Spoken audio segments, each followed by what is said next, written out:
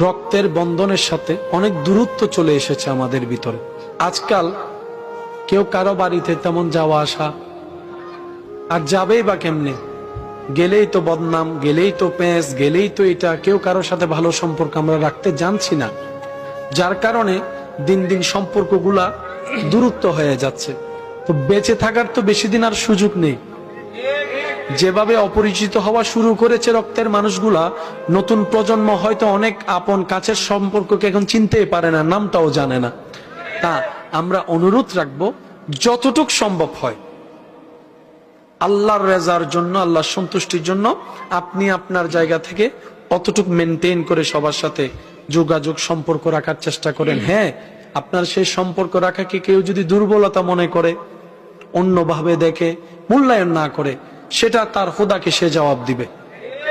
আপনি রবের কাছে ক্লিয়ার থাকবেন। আল্লাহ তাআলা আমাদের সবাইকে বুঝার তৌফিক দান করুন।